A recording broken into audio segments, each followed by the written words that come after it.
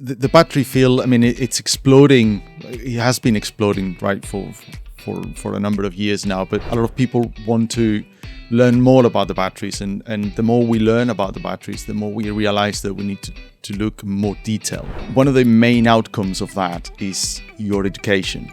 So you have to become one of a leading expert in a very particular field. So you need to go deeper in detail. A lot of companies have become very interested in the kind of research that we do. Here at Cambridge in the Great Group, what we tend to do, or we tend to specialize at, is in developing the techniques to look at the battery in situ, or in operando as we call it. We can provide a lot of detailed information that they don't have access to. There's always innovation, and there is so much improvement that is being made in batteries, that is in the chemistry. For the innovation, they need to speed it up, and that's where we come in.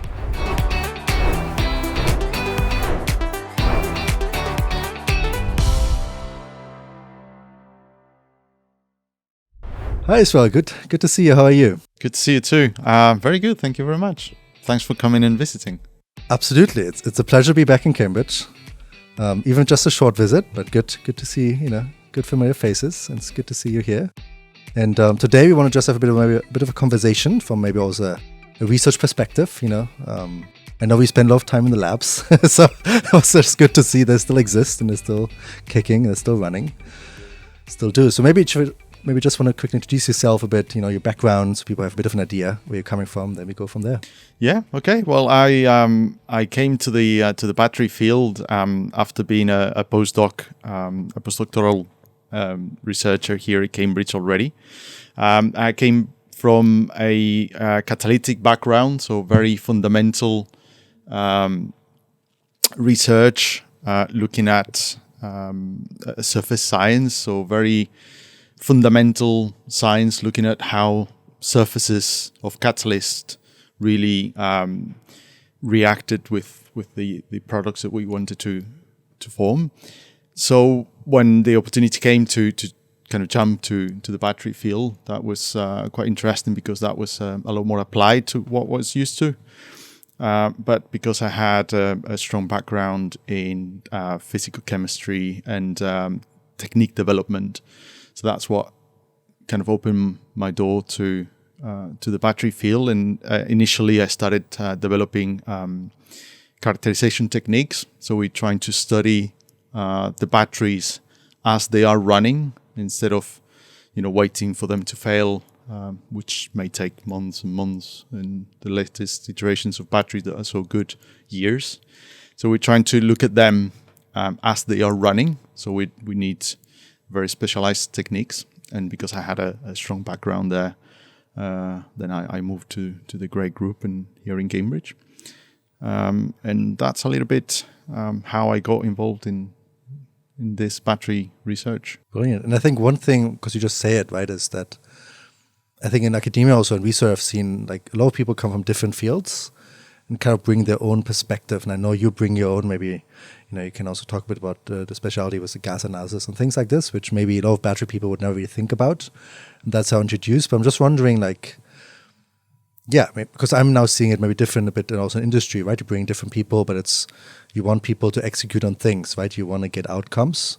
And I think in research is often like, let's throw something very different into the room and see what happens. Yeah, that is true. And the battery field, I mean, it's exploding. It has been exploding, right, for a number of years now. But because of the high demand due to the EV market growing so much, now all of a sudden there is a huge amount of money thrown at it. And that reflects to us researchers in that a lot of people want to learn more about the batteries. And the more we learn about the batteries, the more we realize that we need to look more detail, so the finer details to understand, because they're far more complex than we realized at the beginning. So we need to get like deeper and deeper and deeper. So get novel techniques and novel development in that area is really important in the field, and that's why, for example, big consortiums for researchers are popping up a bit everywhere. And here in the UK, we have the Faraday Institution. In Europe, we have the Alistor European Research Institute. We have, a lot of different groups of people, because you need to look at the problem from very different perspectives.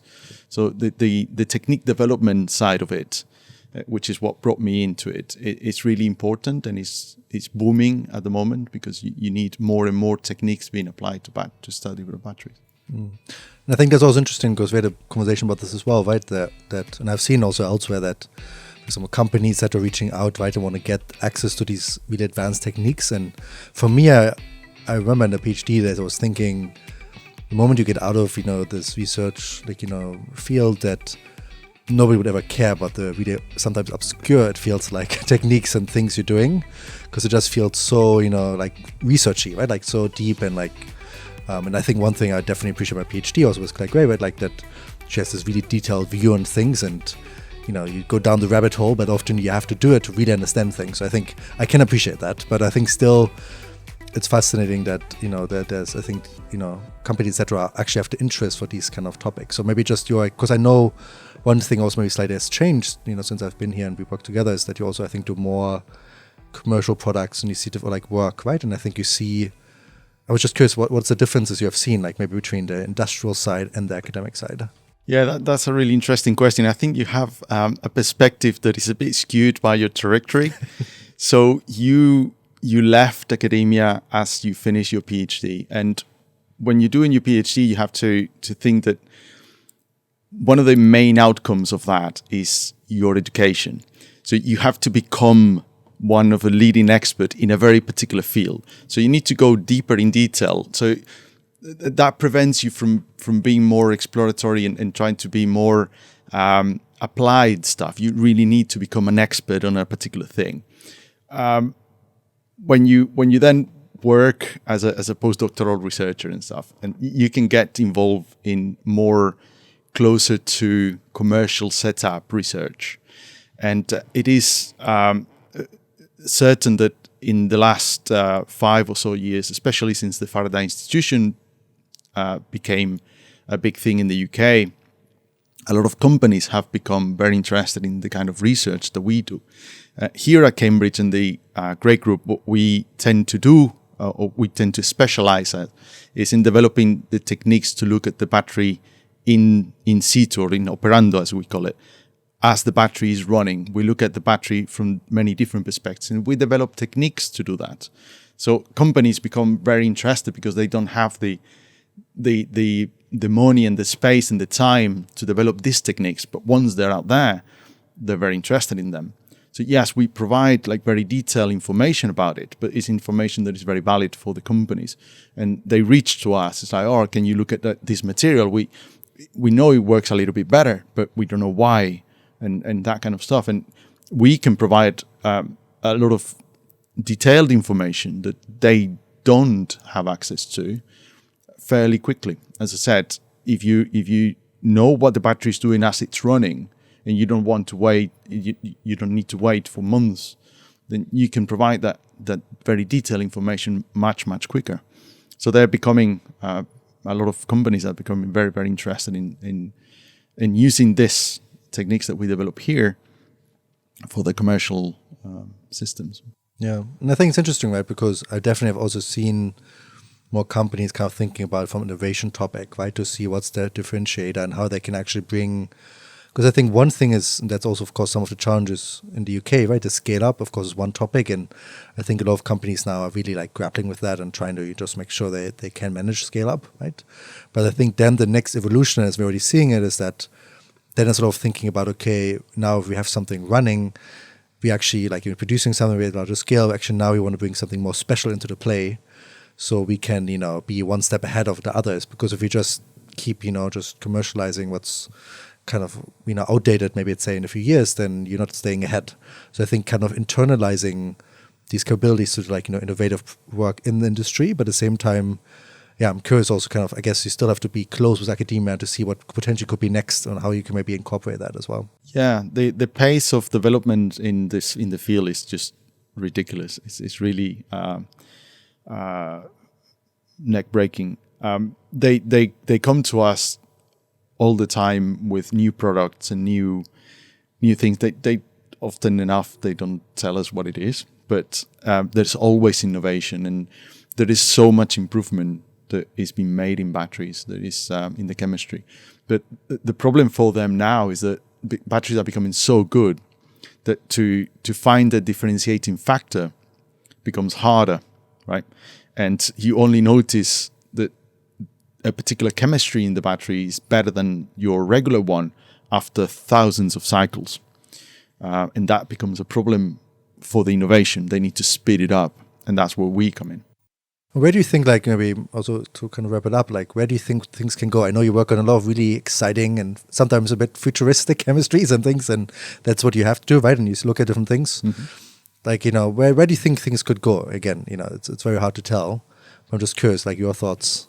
I mean, the first thing that I would like to say is that batteries are already extremely good and extremely durable, and batteries in EVs last longer than the cars and so on. So they're already at a really good level for what we need them. I think a lot of spaces where they're going to be developed even more is in the fast charging and the lower cost associated to the materials themselves. So getting rid of cobalt and that kind of stuff. So in terms of fast charging, I'm talking just about the chemistry, but I think the battery management is, from an engineering point of view, something that is going to make the current generation of chemistries improve a lot. So how we take the maximum out of the batteries, which is more of an engineering problem, is going to improve already a lot the batteries. But from the chemistry point of view, I think things like super fast charging, especially from the anode side, right? How much can you lithiate? How much can you intercalate the lithium? How fast can you do that? It's going to improve massively, both from the electrolyte point of view and the anode. And then on the cost side, I think cathodes are going to be more moving towards the LFP side, so the phosphate, lithium phosphate side, so you get rid of all of the nickel, all of the cobalt, and so on. So that's going to be a big thing, I think. Cool. And I know, of course, you're also involved in a few of the initiatives, like you mentioned Faraday and Allistor, and also spin-outs, right? Which is also exciting. There's now spin-outs from this group as well, and that's, of course, always exciting to see too. Yeah, indeed. Again, there is a lot of innovation coming, and there's a lot of companies that come in and are very interested in looking at what's happening next. Yeah. Well, Israel, such a pleasure. Thanks for coming on. Indeed. Good to hear. Good to see you again. Well, thank you very much, and always a pleasure. Till next time. Bye-bye. Next time. Bye.